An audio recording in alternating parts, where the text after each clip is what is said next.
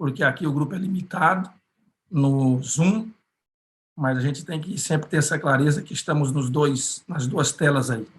Umas milhares de pessoas lá no YouTube assistindo, colocando seus pedidos, fazendo seus comentários.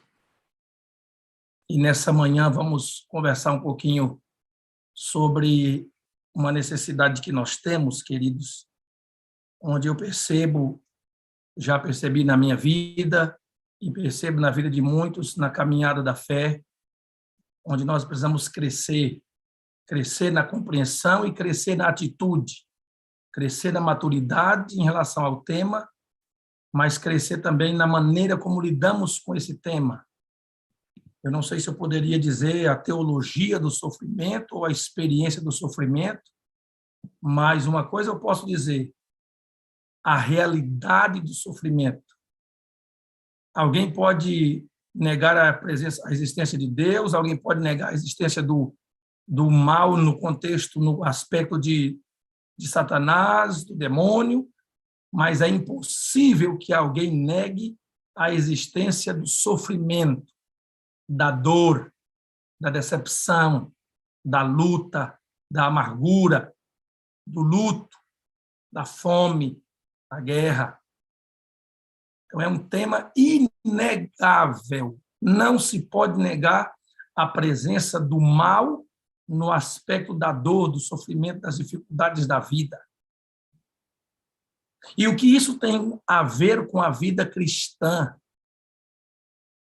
Qual é a ligação das dificuldades, das lutas, das dores, do sofrimento para o cristão? Como deve ser sua atitude diante de tamanha experiência? Os exemplos bíblicos de homens que sofreram muito e as lições que aprenderam a partir do sofrimento. Então, é importante nós avançarmos um pouquinho. Por isso, eu fico feliz em ver alguns aí tomando nota para que a gente consiga avançar e crescer um pouco em relação a isso. Nós vamos começar em 2 Coríntios, capítulo 4, e depois nós vamos pular para Tiago, capítulo 1. E depois nós vamos, então, colocar para vocês nesse caminhar aqui uma tela, deixa eu ver se já está para mim aqui, tá? Mas eu tenho que abrir, então, o meu material. Deixa eu abri-lo, que aí, logo em seguida que eu for... Isso, aí já vai estar pronto aqui para a gente compartilhar com vocês. Deixa eu voltar, então, agora para o Zoom e ver se eu já consigo compartilhar essa tela aqui para vocês. Olha essa tela. Olhem nessa tela. Vocês conseguem ver? Dá um ok para mim aí, para ver se eu consigo aí. Giovanni, vejo isso, ok. Consegue ver aí o título? Cicatrizes? É só uma ideia. Sim, tá? Sim, amigo. Só uma ideia. Quando você olha uma cicatriz, quando você vê ela no seu corpo, quando você a percebe, qual é o sentimento que vem à mente? Nós podemos ir em duas direções. Nós podemos olhar para a cicatriz e reviver a dor, pensar no que passou, sofrer de novo. Nós podemos olhar para a cicatriz com um olhar positivo e saber que toda cicatriz, por mais que um dia doeu, toda cicatriz passa. Essa é a perspectiva positiva da cicatriz. Você olha e fala, nossa, como foi ruim, e você relembra, aquilo ainda está no seu coração, você ainda sofre. Ou você pode olhar, tocar nela e perceber que, embora ela exista, ela não dói mais. E a sua mente, então, pode se projetar para o futuro, para as outras coisas, e entender que a cicatriz pode te lembrar a dor, ou a cicatriz pode te lembrar que toda dor passa. Qual é a sua maneira de lidar com as cicatrizes da vida? Outro dia estava em casa e recebi, então, uma mensagem de uma mãe pedindo oração por sua filha que havia sido molestada sexualmente. E eu me emocionei ao orar com aquela mãe, com aquela família. Que dor, que situação. Eu orei com a minha esposa, oramos com eles, gravamos uma oração e mandamos para aquela família. pude ajudá-los, orientando de alguma forma. Mas olha a dor. Você lembra da dor ou lembra que a dor passa? Outra coisa importante que é interessante salientarmos em relação a esse tema é que existe uma diferença entre tentação e provação. Às vezes a palavra bíblica, uma tradução traz provação, a outra tradução traz tentação. A gente vai ver isso mais à frente. Mas existe uma diferença muito clara entre tentação e provação. Primeiro que a Bíblia diz claramente que Deus a ninguém tenta. Então eu não posso dizer que uma tentação veio de Deus para a minha vida. Que Deus me mandou uma tentação. A Bíblia é clara, a tentação ela vem porque ela tem um elo em nós. O pecado tem um elo conosco, que é a nossa natureza pecaminosa. Então, a tentação vem pela nossa própria cobiça, nossa concupiscência, nosso desejo pecaminoso. Então, é natural que exista tentações para todos os cristãos. Agora, as provações já é diferente. As provações elas podem vir à minha vida, tendo eu alguma ligação com ela ou não. Elas podem ser internas e externas. Externas provocando o interno. De repente, uma situação que acontece na minha família, uma provação tamanha que produz em mim depressão. Mas a tentação sempre será interna. Ela vem de campo externo, mas também vem de campo interno. Mas ela sempre tem uma ligação dentro de mim. Em outras palavras, para a aprovação, você precisa suportar. É a atitude bíblica para a aprovação. Para a tentação, você precisa resistir. É a atitude bíblica para a tentação. Então, a tentação eu resisto. E a Bíblia diz, resistir ao diabo e ele fugirá de vocês. Está ligado ao elemento da tentação. Mas a Bíblia diz, suportai a provação. Suportai com perseverança. E existe recompensa para aquele que suporta a provação. Então, são alguns detalhes importantes nessa caminhada que eu acredito que serve para a nossa compreensão e para o nosso crescimento nessa área tão especial. Então, quando lidamos com o tema da dificuldade, das provações, das lutas na vida cristã, nós entramos num dilema chamado dilema de Epicuro. Epicuro foi um filósofo grego do ano 341 ao ano 271 a.C. Foi influenciado pelos filósofos mais famosos que a gente já conhece, que viveram antes dele. Epicuro é conhecido como o profeta da tristeza, porque, primeiro, que ele não via essa vida como um campo de prazer, depois, ele não conseguia ver vida após a morte, ou seja, ele não acreditava na imortalidade da alma, que a vida era só essa e acabou. Então, ele traz essa conotação pessimista para a vida, e seus ensinos têm muito a ver com o prazer nesse tempo de agora, porque vai acabar e vai passar. Qual é o dilema de Epicuro? Epicuro diz assim, Deus não pode ser bom, totalmente bom, bondoso, ao mesmo tempo que Deus é totalmente poderoso. Então, ele não consegue ver harmonia num Deus que é bondade e poder ao mesmo tempo. Porque ele diz, se Deus é bondoso, totalmente bondoso, ele não pode ser totalmente poderoso. Por quê? Porque ele permite o sofrimento. Se Deus é totalmente poderoso, ele não pode ser totalmente bondoso, porque ele permite o sofrimento. Então, ele não conseguia ver harmonia no sofrimento de criaturas de Deus, com um Deus que é totalmente bondoso e totalmente poderoso. Parece que causa um nó aí, né, Irene, na cabecinha da gente, né? Se a gente analisar um pouquinho, Marcelo, parece que Epicuro tem razão. Porque ou Deus é bondoso e não é poderoso, por isso ele não consegue nos livrar do sofrimento, ou Deus é poderoso e não é bondoso, por isso ele não consegue nos livrar do... Como é que pode um Deus totalmente bondoso e totalmente poderoso, deixar seus filhos, suas criaturas sofrerem, permitir que eles sofram, permitir o sofrimento. É uma dificuldade, mas a Bíblia traz verdades sobre a questão do sofrimento, sobre a teologia do sofrimento. E uma delas, ou a primeira, uma das mais importantes, é saber que o sofrimento, ele não é originado no coração de Deus para seus filhos. Assim como a tentação não vem de Deus, o sofrimento não tem origem primária. O sofrimento não tem origem primária nas mãos de Deus para a nossa vida. Quando Deus permite, ele tem fins de misericórdia para conosco, permitindo o sofrimento. Por isso precisamos amadurecer, porque normalmente a nossa atitude é a atitude do questionamento. Por que Deus? Deus não é bom. Me lembro de estar num funeral de uma ovelhinha do meu rebanho, de 14 aninhos, e ali o irmão desse jovenzinho, ele questionava Deus fortemente, ele questionava Deus, ele questionava a bondade de Deus, ele chorava, brigado, bravo, chateado com Deus.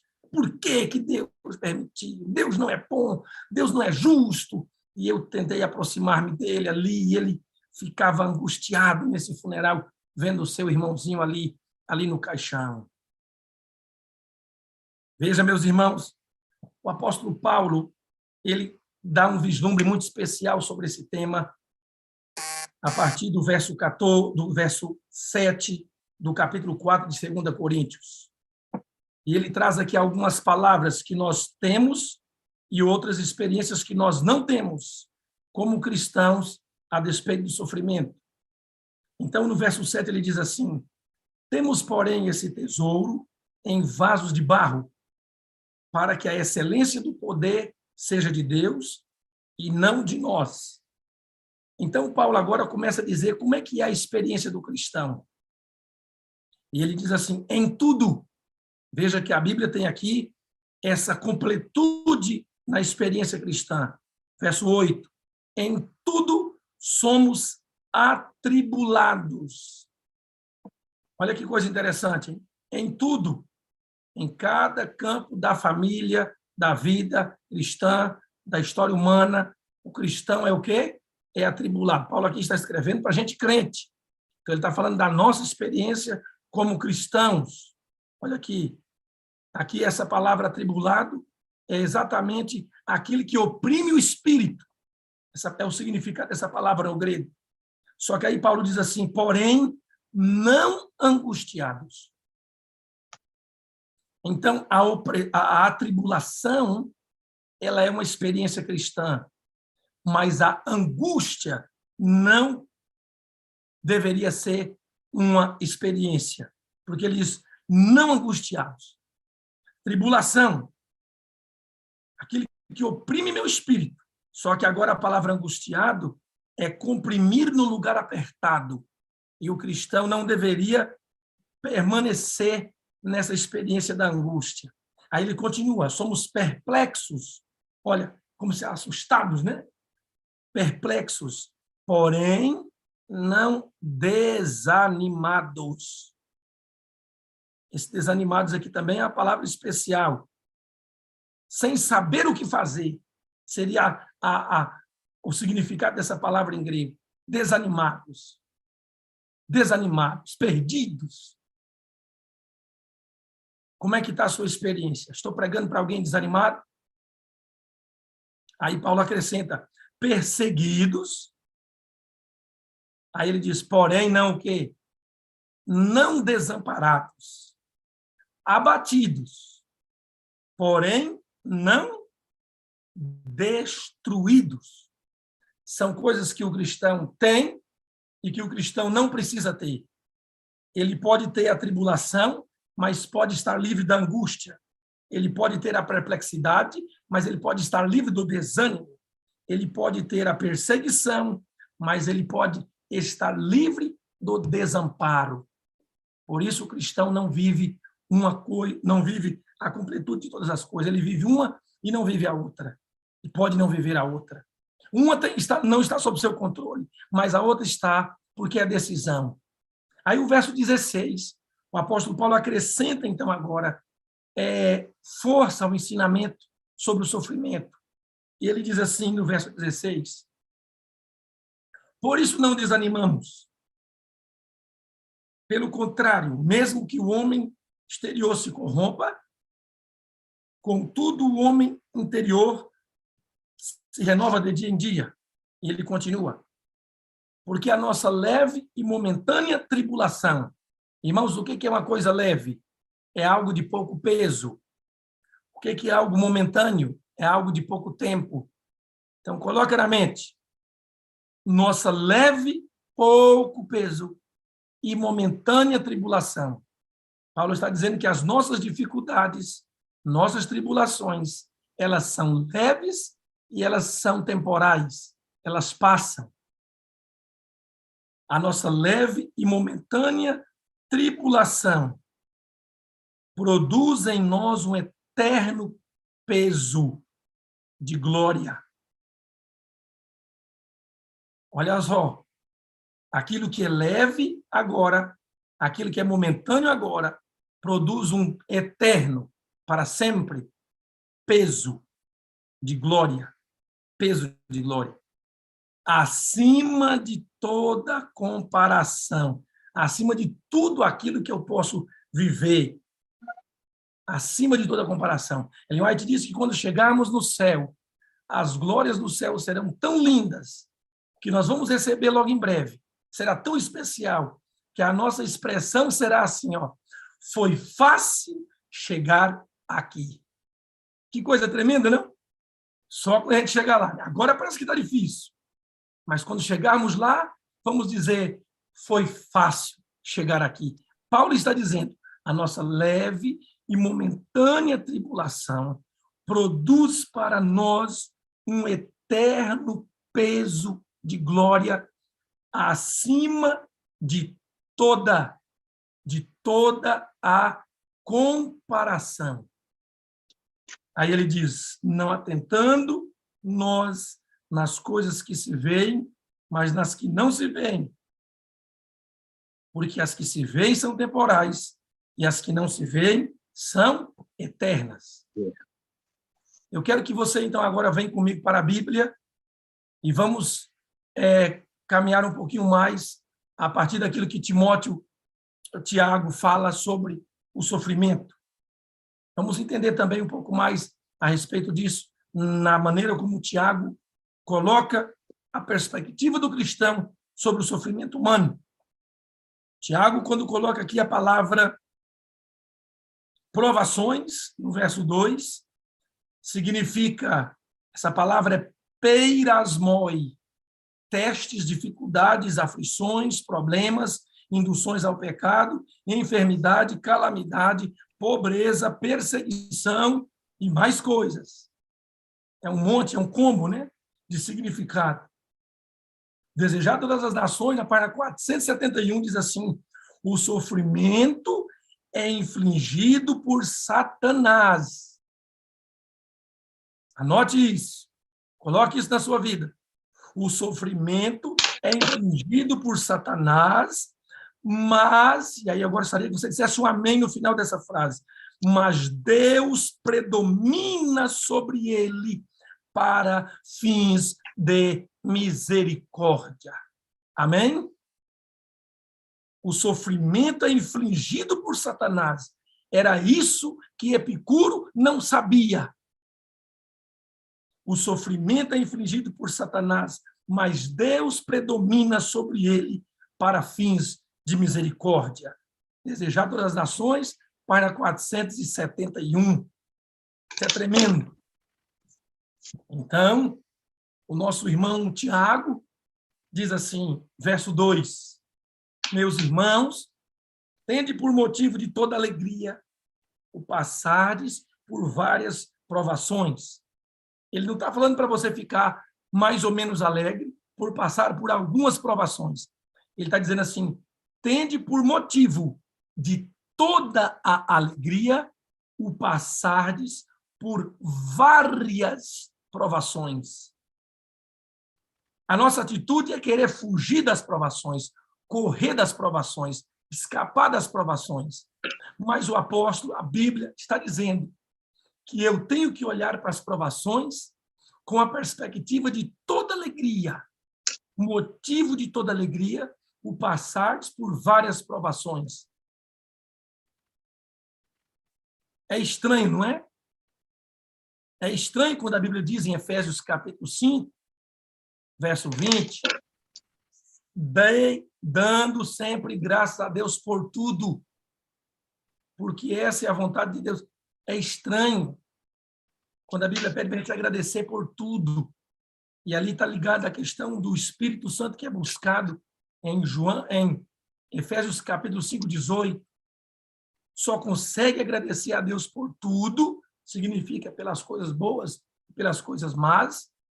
Só consegue ter essa visão e ter motivo de toda alegria, o passar por várias provações, um cristão que alcançou uma caminhada madura no Espírito Santo.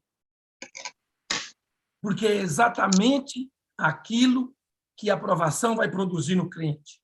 Verso 3 diz assim: sabendo que a aprovação da vossa fé, uma vez confirmada, produz perseverança. A palavra perseverança aqui é a palavra hipomone, a arte de sobreviver a duras crises, traduzida para perseverança e para paciência. Lá em Apocalipse 14 é a mesma palavra. Aqui está a paciência, a perseverança dos santos, os que guardam os mandamentos de Deus e têm a fé em Jesus Cristo. Na hora da perseguição, esse será o nível da nossa perseverança. Então a Bíblia diz assim, fique feliz pelas provações, porque as provações produzem perseverança. Elas consolidam, elas fortalecem os nossos passos na caminhada. Então, quando eu amadureço entendendo isso, eu vou parar de reclamar por uma mala que ficou perdida no aeroporto, por uma entrevista de emprego que foi cancelada, por uma doença que chegou na minha família, por um acidente que aconteceu e agora arrebentou com o meu carro. Vocês compreendem que o cristão ele está numa outra atmosfera, numa outra estrutura, aonde essas coisas elas vão acontecendo e não tem mais capacidade de atingi-lo, porque ele está alcançando um know-how na experiência cristã e agora ele percebe que essas dificuldades, esses problemas, essas vicissitudes, elas não estão todas conectadas diretamente com a sua vida, mas quando elas acontecem, elas não acontecem porque Deus quis, porque Satanás se apropriou da situação, mas Deus é soberano sobre a minha vida, e Deus é acima de Satanás, e Deus agora se apropria daquilo que me envolve para fins de misericórdia para com a minha vida. Então, a grande pergunta que eu tenho a fazer é, se Deus permitiu, o que ele quer com isso? Se Deus permitiu, o que ele tem para a minha vida com essa dificuldade? Por isso o apóstolo Tiago diz assim, tende por motivo de toda alegria. Imaginar você chegar numa loja e ter uma plaquinha dizendo assim, sorria, você está sendo filmado, mas a plaquinha não quer saber se você tem dinheiro, se seu pai morreu, se você está separado, está divorciado, está desempregado, se você está doente, se você está triste, Não, a plaquinha está dizendo assim, sorria. Você está sendo filmado. Não é isso? Quantos já viram essa plaquinha por aí? Sim ou não? Sorria. Você está sendo filmado. Então, Tiago entra no campo da vida espiritual e diz assim, ei, sorria diante das provações. Fique feliz. Comece a dar gargalhada diante das dificuldades. Porque elas têm um propósito de trazer perseverança para a sua vida. E ele continua dizendo assim, ora, verso 4, a perseverança deve ter ação completa. para que sejais perfeitos e íntegros, em nada deficientes. Em uma outra versão diz assim, para que sejais maduros e completos, não tendo necessidade de nada. Qual é o propósito do sofrimento para a minha caminhada cristã? Deus está me amadurecendo, Deus está completando a minha caminhada, Deus está me aperfeiçoando, Deus está me tornando íntegro. A palavra perfeição, a palavra maturidade, a palavra integralidade, íntegro, são características que foram atribuídas a um homem chamado Jó.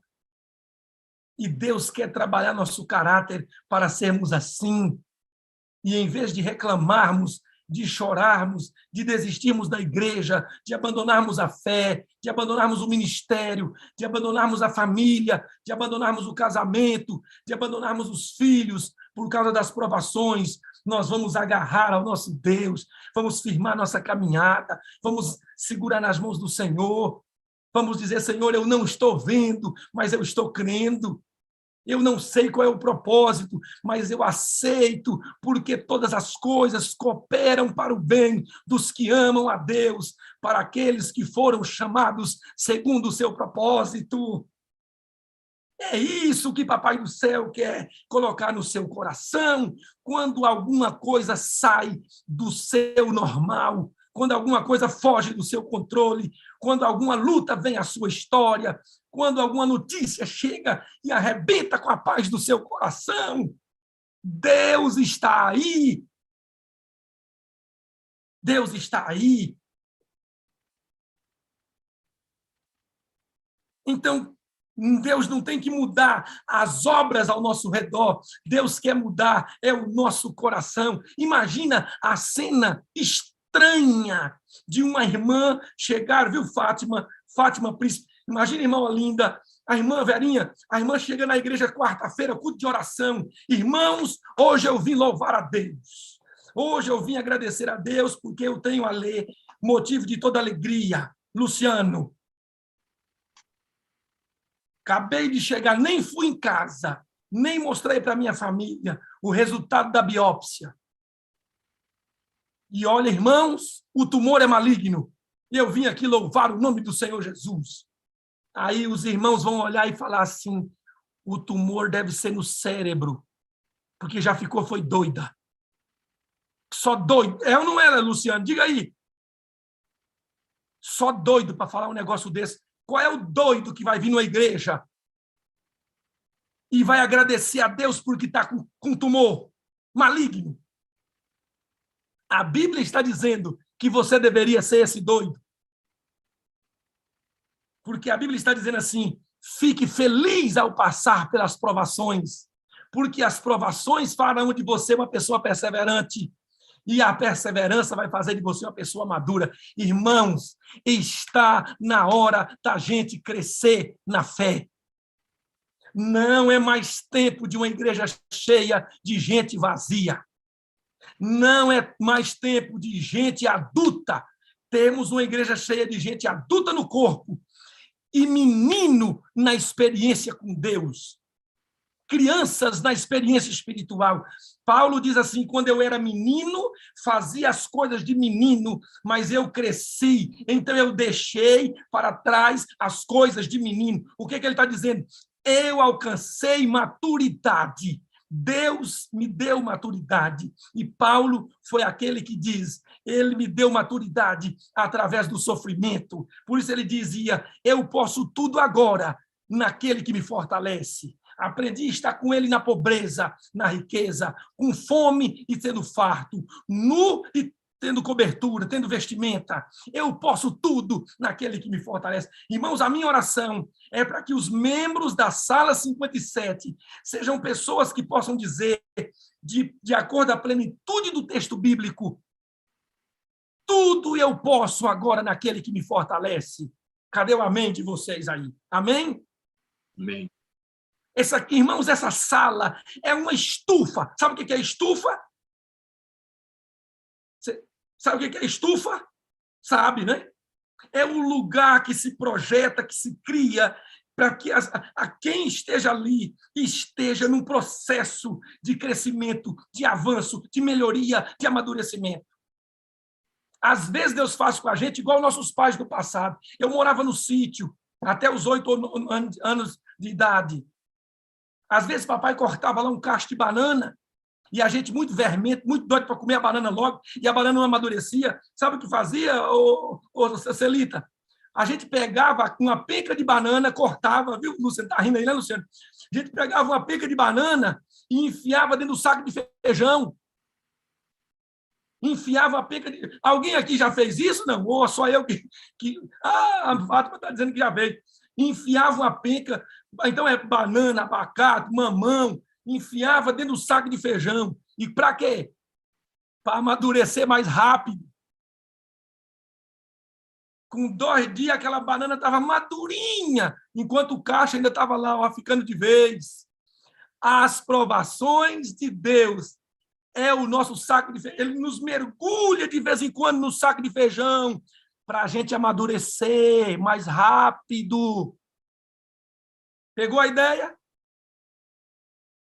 Isso não significa que Deus nos abandonou, que Deus não está nos vendo. Irmãos, olha o que C.S. Lewis fala sobre o sofrimento. Deixa eu compartilhar com vocês, para você entender. Olha esse verso, olha esse texto. Vocês estão conseguindo ver a tela? Ok? Compartilhada. Olha o que ele diz. O sofrimento é o mal desmascarado, inequívoco. Deus nos sussurra em nossos prazeres, fala em nossa consciência, mas brada. Ele grita em nosso sofrimento. O sofrimento é o megafone de Deus para despertar um mundo surdo. E aí, pegou o texto?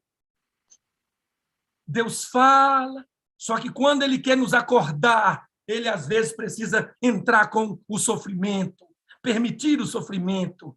Então ele diz, o sofrimento é o megafone de Deus para acordar um mundo surdo. Meus irmãos, às vezes só o sofrimento é capaz de reunir um casal que estava separado. Às vezes só o sofrimento é capaz de trazer para a igreja de volta alguém que havia apostatado da fé. Às vezes só o sofrimento é capaz de unir o coração de pais a filhos.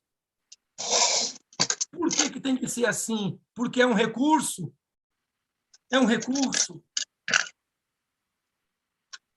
Estou pregando para alguém que, de repente, está dizendo, pastor, essa mensagem, pastor, foi Deus que mandou para mim, porque eu já não sabia mais o que fazer da minha vida.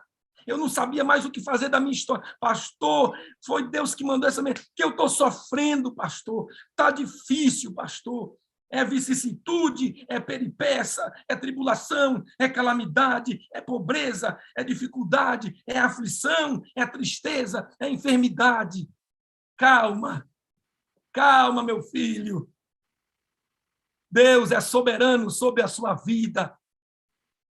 E Ele está controlando e cuidando de tudo que existe. Mas, pastor, eu orei, pastor, para a mamãe não morrer de Covid. Pastor, eu orei para meu filho. Eu orei pelo meu esposo. Pastor, e Deus não ouviu minha oração. Eu pedi que Ele curasse, mas Deus não curou. Calma, porque o Deus que não cura é o Deus que ressuscita. Calma! Você não pode se desesperar. O grande conflito ainda não terminou. A sua história ainda não acabou. Não se desespera. Porque se o seu Deus não curou alguém que você orava para que ele fosse curado, esse Deus que não curou agora é o Deus que no último dia terá poder de trazê-lo da sepultura, sem a dor, sem a doença. Calma! Porque senão tu vai ter que se pedir perdão para Deus lá na última hora. Jesus, eu xinguei, eu briguei, eu fiquei bravo, e o Senhor está resolvendo tudo agora. Calma, porque no panorama do sofrimento existe a soberania divina sobre todas as coisas. E a sua soberania está pautada na sua onisciência. Ele sabe o que você não sabe. Ele conhece o que você não conhece. Então te acalma. Ele vê o que você não vê e ele sente o que você não sente, te acalma.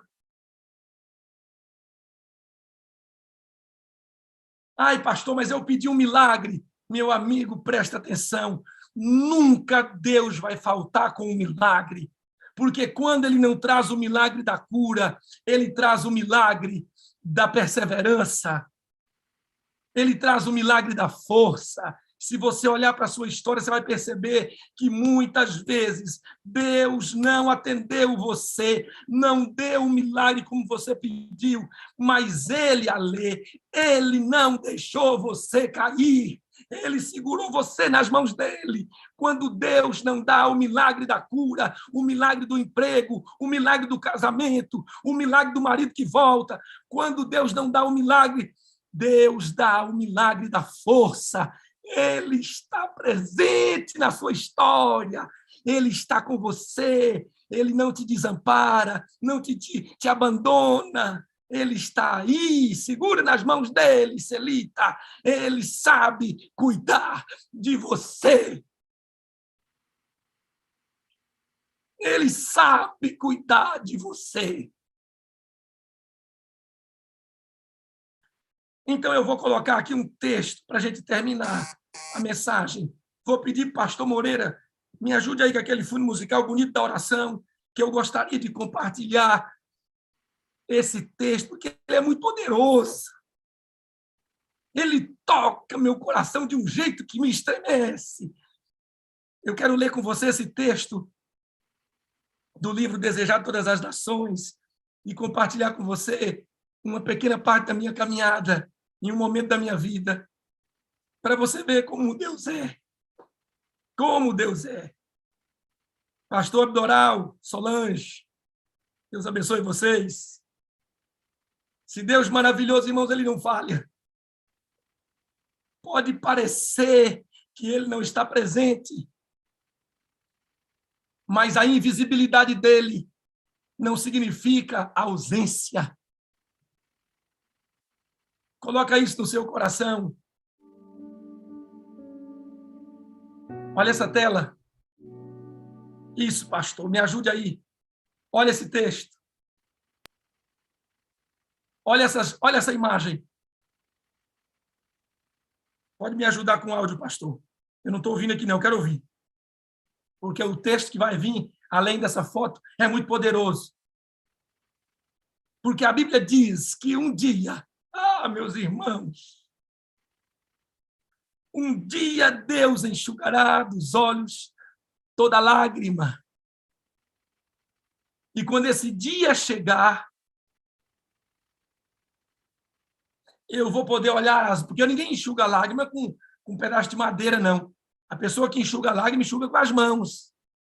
Quando as lágrimas forem secadas dos nossos olhos, vamos olhar nas mãos daquele que seca a nossa lágrima e vamos ver as feridas. Olha o texto.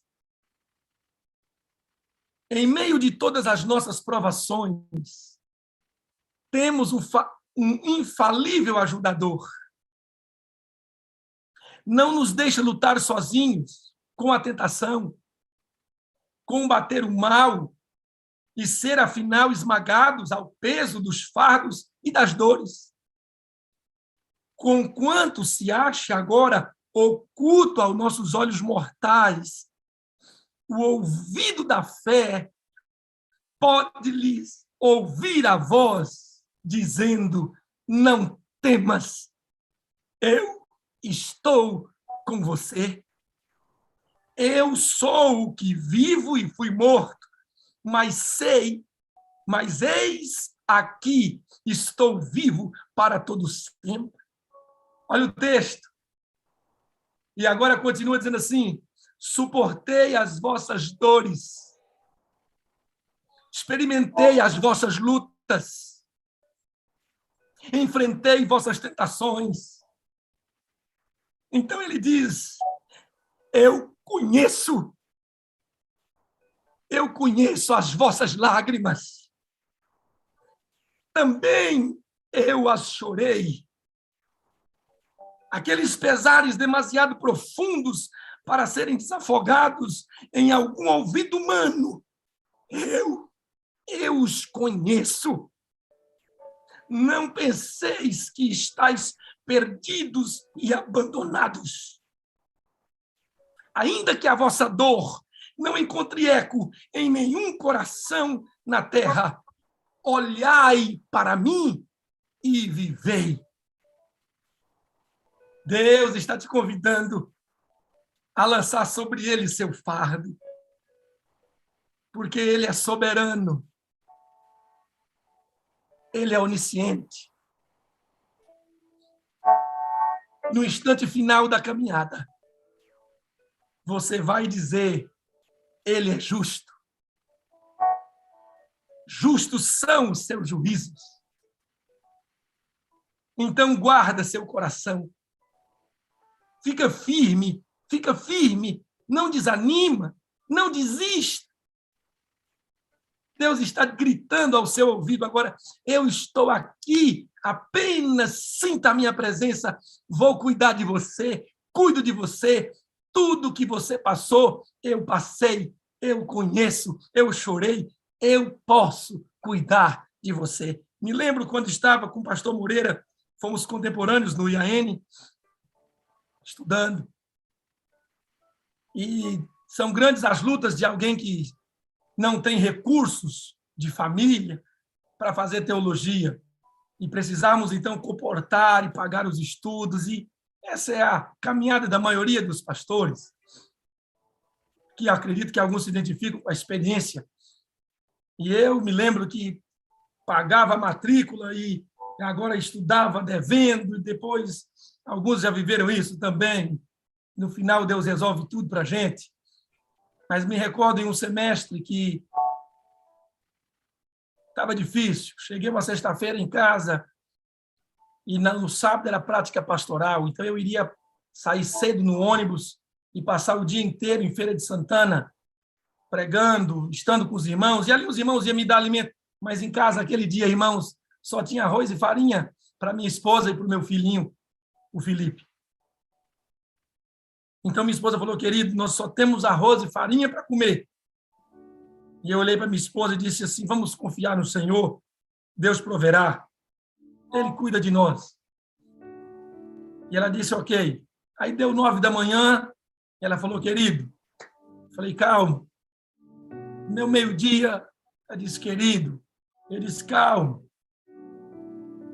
E então, 3 da tarde, minha esposa já não aguentou mais, falou: querido, vamos dar um jeito. E ela deu uma ideia: vamos ali pedir da nossa amiga o cartão dela emprestado e fazer ali uma comprinha de R$50, coisa parecida, só para o final de semana. Amanhã você vai pregar nas igrejas e vou eu ficar com o nosso filho aqui sozinho. E eu disse: tudo bem. Então fomos lá com a nossa amiga Cláudia, embaixo do apartamento onde a gente morava, e prontamente ela falou: não, por favor, está aqui o cartão, está aqui a senha. Enquanto minha esposa pegava ali o cartão com ela, eu fui agora na casa da irmã Ives, que ficava de frente do outro lado da rua, onde eu guardava meu carro. E eu dizia: irmã Ives, pode usar, porque eu não tenho gasolina para abastecer esse negócio, fica usando, a hora que eu precisar eu vou aí e peço. Então, meu carro ficava no quintal dela. E quando eu vou agora para a irmã Ives pedir o carro, que era meu: irmã Ives, preciso do carro. E ela disse: entra aí que eu já vou te levar a chave. E eu corri, entrei no carro, estava chovendo um pouquinho, e de repente, irmãos, a irmã Ives veio e me deu a chave do carro, com a sombrinha, e voltou para a cozinha. E eu tentando ligar o carro não pegava. Eu mesmo transformava ele de gasolina para álcool, trocava ali o giclê, e o carro não pegava, o motor frio, e não pegava. E eu não sabia se estava zerado de combustível, porque não pegava, mas não pegava. E, de repente, a irmã Ives voltou. E ela vem e me faz a seguinte pergunta: meu filho, como está a sua feirinha? E aí, vocês sabem, feirinha seria: como é que está a sua mistura? Sua comida em casa? Irmãos, essa pergunta ninguém faz para ninguém. Não é verdade? Você não chega perguntando para um amigo: amigo, como é que você está lá de compra? Você tem compra em casa? Você não faz isso. Mas ela fez para mim. e perguntou: como é que está a sua feirinha? E eu perguntei, disse para ela: está 0 à esquerda, não tem 0 negativo, mas está. E ela deu risada e ela disse assim para mim: R$ 50 te ajuda? E eu fiquei. Aí agora que eu achei mais estranho, porque primeiro eu não comentei nada com ela. E ela pergunta como é que estava a minha compra em casa. Depois ela me oferece R$ 50 e pergunta se me ajudava. E eu disse assim: irmã, R$ 50 eu viro até sócio do mercado. E ela deu risada. Ela disse: então dá ré no carro e vamos lá na rua. Aí eu tirei o carro do quintal e quando a irmã Ibs agora vem com a sombrinha na mão, segurando, na outra mão ela trazia R$ 50 e ela disse para mim: não me agradeça, filho, não me agradeça. Eu disse: por que não? Ela disse: porque eu levei a chave para você e eu voltei para lavar minha louça na cozinha. E quando eu estava lavando a louça, uma voz falou profundamente ao meu coração. E a voz disse assim: vai lá, pergunta como é que está a feirinha dele e leva R$ 50 para ele. E ela disse: eu sabia que não tinha ninguém em casa comigo. E mais ainda, eu conheço a voz. A voz que me falou não é de outro, a não ser do Senhor Jesus Cristo. Vai lá, pergunta como está a feira dele e leva R$ 50 para ele. Quando ela me deu aquilo, irmãos, eu peguei aquele dinheiro, minha esposa entrou no carro e olhou para mim, eu com aquela nota de R$ 50 me abanando. E ela disse: de que esse dinheiro? Eu olhei para ela e falei: querida, é o fruto da fé. Esse é o nosso Jesus Cristo. Ele se antecipa às nossas necessidades. Ele cuida de nós. Talvez eu estou pregando para alguém que precisa de uma irmã Ibis na sua vida. Não. Você precisa só da confiança no eterno, porque ele cuida de você, como cuidou de mim de maneira especial naquele dia e de tantas outras maneiras lindas ao longo da minha vida. Que o Espírito Santo de Deus te traga ao coração essa maturidade, que o sofrimento não vem do céu para a sua vida, mas produz fruto para a eternidade. Que Deus tem poder de transformar toda amargura em doçura, todo começo catastrófico em um final glorioso. Quando ele não opera o milagre que você pede, ele vai te dar o milagre da força. Mas ele é Deus. E ele pode, porque eu posso provar para Epicuro, na minha vida, que Deus é totalmente bom e Deus é totalmente poderoso. Porque nada da minha vida escapa de seus olhos e de suas mãos. E o sofrimento é para mim o meu amadurecimento, é para o meu estágio na caminhada, porque Deus não quer filho birrento, filho birrento, filho birrento. Deus quer filho sorridente, satisfeito, inclusive quando falta dinheiro, inclusive quando falta saúde, porque pode te faltar saúde, mas Deus não falta. Pode te faltar a esposa, mas Deus não falta. Por isso o salmista dizia: o Senhor é o meu pastor e eu não tenho falta de nada. Que Deus seja o seu tudo. E que nesse dia sua fé seja alimentada pela palavra do Senhor, que cuida, que cuida, que cuida de maneira especial de você. E que a sua atitude dia a dia seja como a de Jó.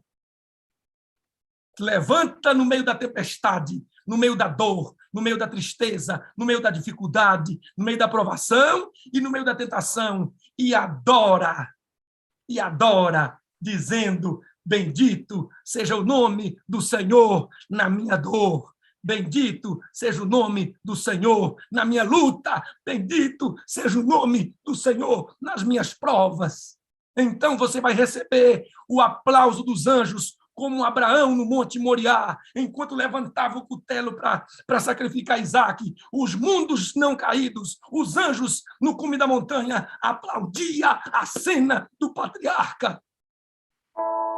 Porque a fé triunfou sobre a dor.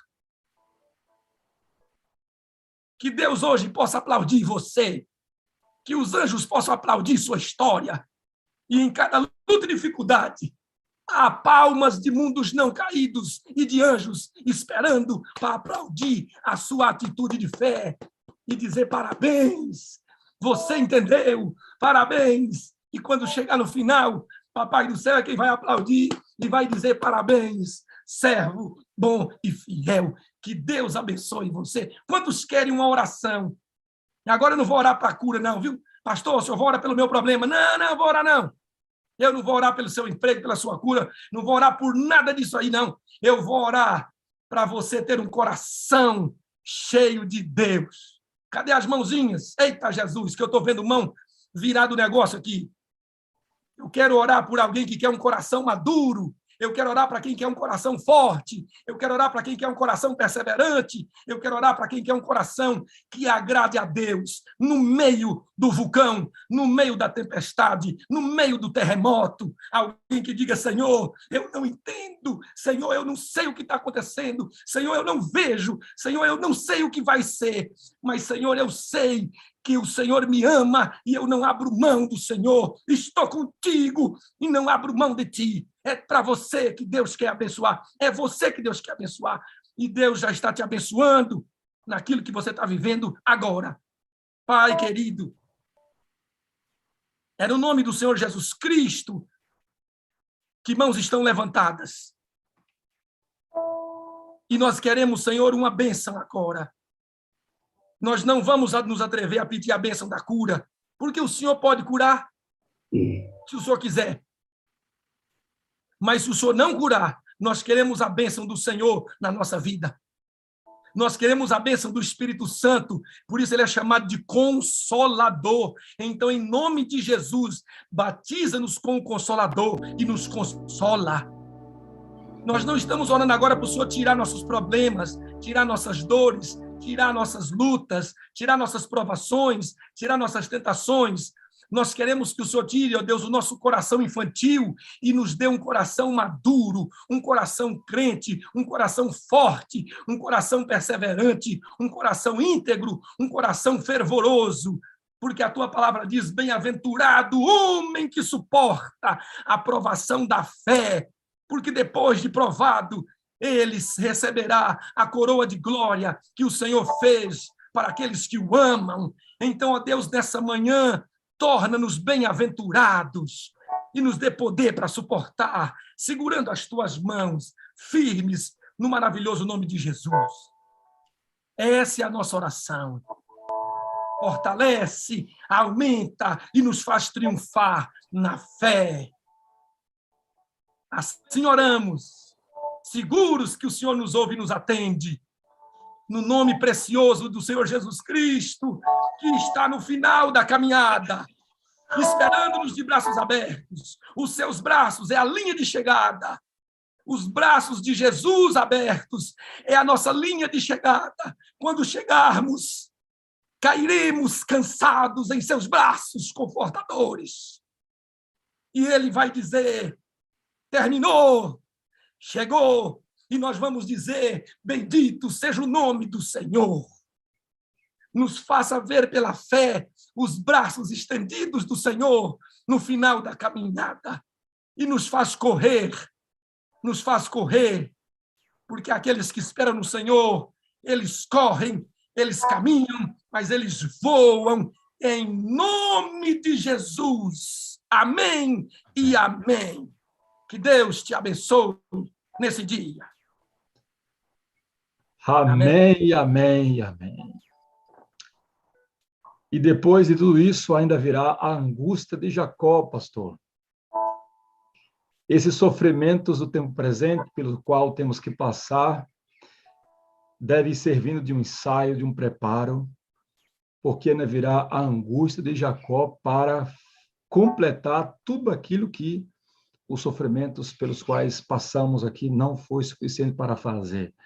Eu fiz essa questão, esse questionamento certa feita ao ler o Grande Conflito, porque a angústia de Jacó vem se a angústia virá após o fechamento da porta da graça. E aí a resposta está lá no mesmo livro, né? É justamente para, vamos dizer assim, dar menos trabalho ainda para a glorificação, para o processo da glorificação. Ainda virá a angústia para que o povo de Deus não corra risco, não ofereça risco de ser problema, né, para o Senhor. Então, o sofrimento